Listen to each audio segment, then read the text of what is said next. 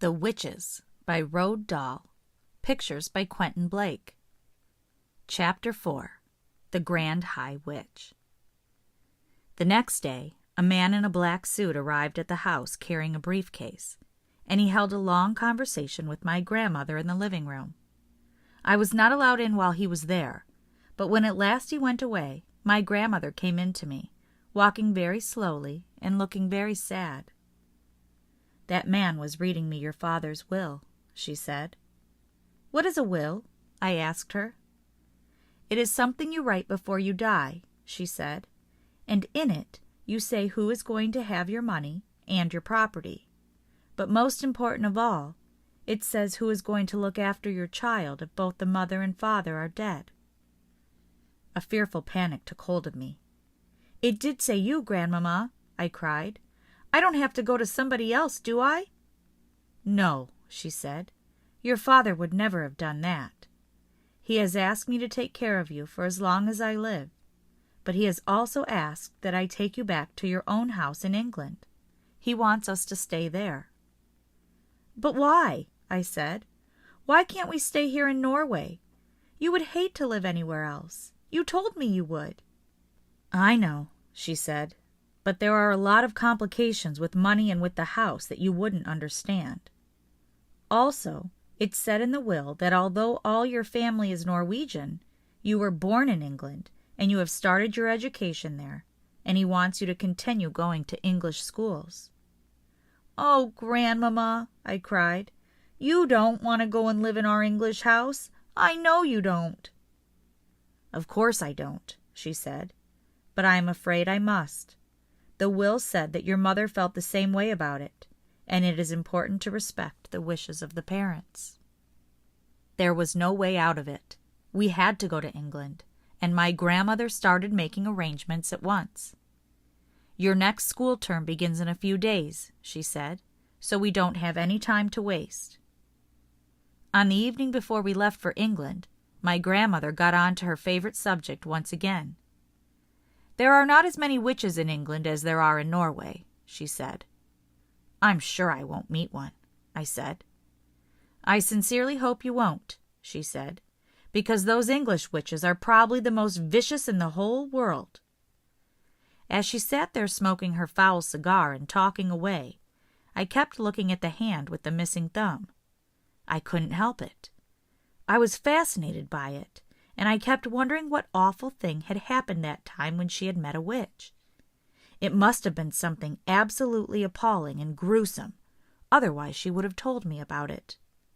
Maybe the thumb had been twisted off. Or perhaps she had been forced to jam her thumb down the spout of a boiling kettle until it was steamed away. Or did someone pull it out of her hand like a tooth? I couldn't help trying to guess. "Tell me what those English witches do, Grandmamma," I said. "Well," she said, sucking away at her stinking cigar, "their favorite ruse is to mix up a powder that will turn a child into some creature or other that all grown-ups hate." "What sort of a creature, Grandmamma?" "Often it's a slug," she said. "A slug is one of their favorites. Then the grown-ups step on the slug and squish it without knowing it's a child." "That's perfectly beastly," I cried. "Or it might be a flea," my grandmother said. "They might turn you into a flea, and without realizing what she was doing, your own mother would get out the flea powder, and then it's goodbye to you." "You're making me nervous, Grandmamma. I don't think I want to go back to England." "I've known English witches," she went on, "who have turned children into pheasants, and then sneaked the pheasants up into the woods the very day before the pheasant shooting season opened." "Ouch!" I said. "So they got shot?" "Of course they got shot," she said. "And then they got plucked and roasted and eaten for supper."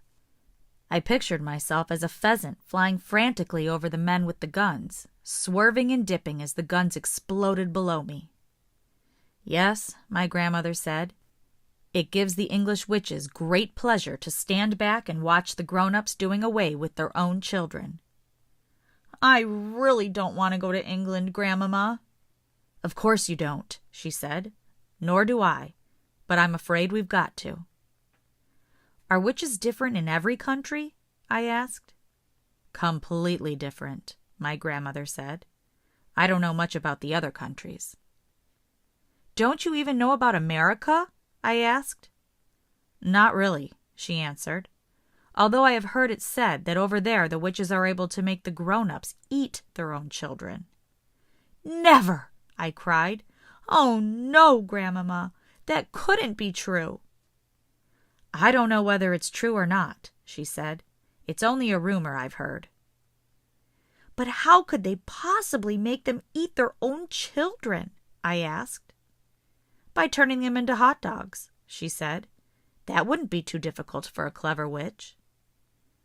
Does every single country in the world have its witches? I asked. Wherever you find people, you find witches, my grandmother said.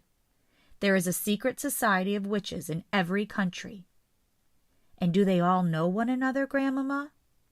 They do not, she said. A witch only knows the witches in her own country. She is strictly forbidden to communicate with any foreign witches. But an English witch, for example, will know all the other witches in England. They are all friends. They ring each other up. They swap deadly recipes. Goodness knows what else they talk about. I hate to think. I sat on the floor, watching my grandmother. She put her cigar stub in the ashtray and folded her hands across her stomach. Once a year, she went on, the witches of each separate country hold their own secret meeting. They all get together in one place to receive a lecture from the Grand High Witch of all the world. From who? I cried. She is the ruler of them all, my grandmother said. She is all-powerful. She is without mercy. All other witches are petrified of her. They see her only once a year at their annual meeting. She goes there to whip up excitement and enthusiasm and to give orders. The Grand High Witch travels from country to country, attending these annual meetings. Where do they have these meetings, Grandmama? There are all sorts of rumors, my grandmother answered. I have heard it said that they just book into a hotel like any other group of women who are holding a meeting. I have also heard it said that some very peculiar things go on in the hotels they stay in. It is rumored that the beds are never slept in, that there are burn marks on the bedroom carpets, that toads are discovered in the bathtubs, and that down in the kitchen the cook once found a baby crocodile swimming in his saucepan of soup. My grandmother picked up her cigar and took another puff, inhaling the foul smoke deeply into her lungs. Where does the Grand High Witch live when she's at home? I asked. Nobody knows, my grandmother said. If we knew that, then she could be rooted out and destroyed. Witchophiles all over the world have spent their lives trying to discover the secret headquarters of the Grand High Witch. What is a witchophile, Grandmama? A person who studies witches and knows a lot about them, my grandmother said. Are you a witchophile, Grandmama? I am a retired witchophile, she said. I am too old to be active any longer. But when I was younger, I traveled all over the globe trying to track down the Grand High Witch. I never came close to succeeding. Is she rich? I asked. She's rolling, my grandmother said, simply rolling in money. Rumor has it that there is a machine in her headquarters which is exactly like the machine the government uses to print the banknotes you and I use. After all, banknotes are only bits of paper with special designs and pictures on them. Anyone can make them who has the right machine and the right paper. My guess is that the Grand High Witch makes all the money she wants, and she dishes it out to witches everywhere. What about foreign money? I asked.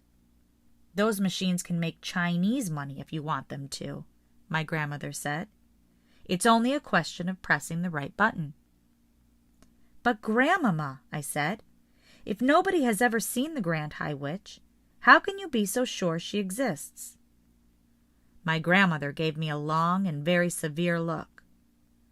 Nobody has ever seen the devil, she said, but we know he exists. The next morning, we sailed for England, and soon I was back in the old family house in Kent, but this time with only my grandmother to look after me.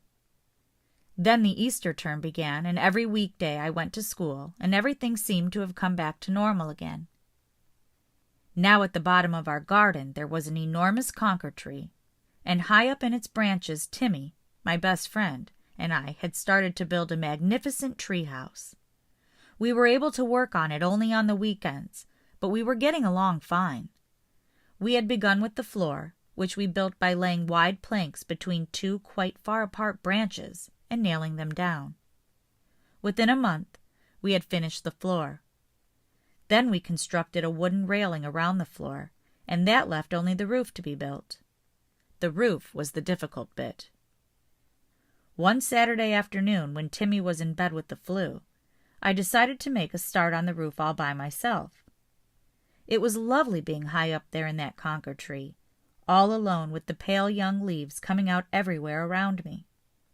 It was like being in a big green cave, and the height made it extra exciting.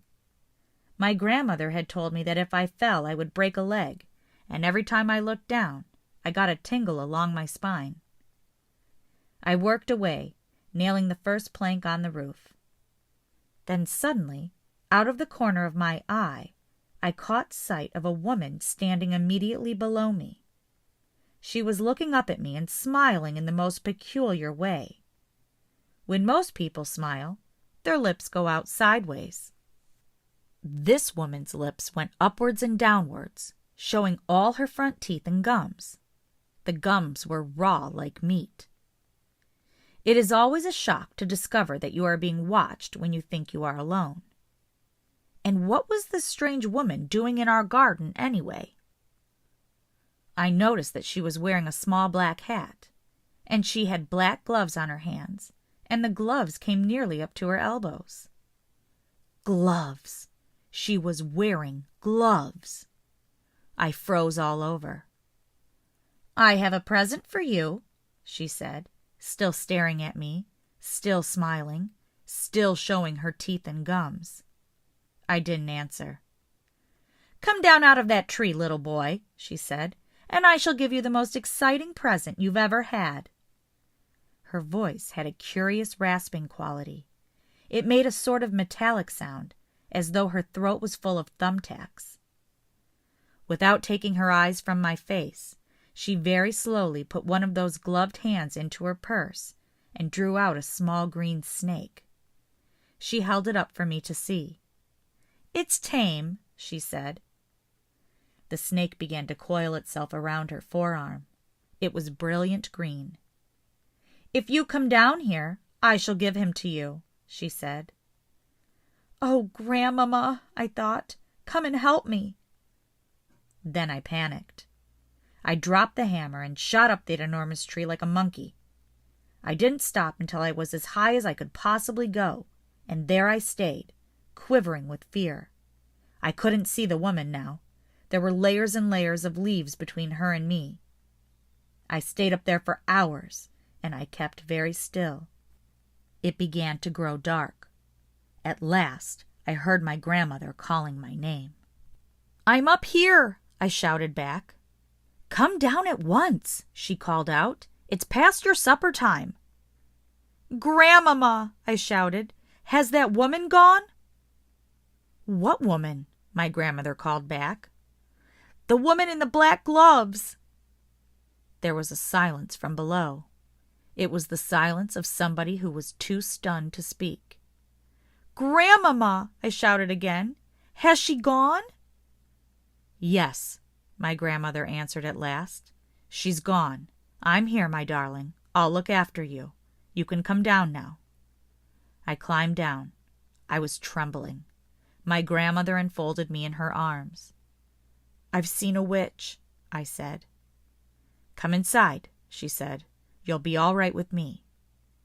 She led me into the house and gave me a cup of hot cocoa with lots of sugar in it.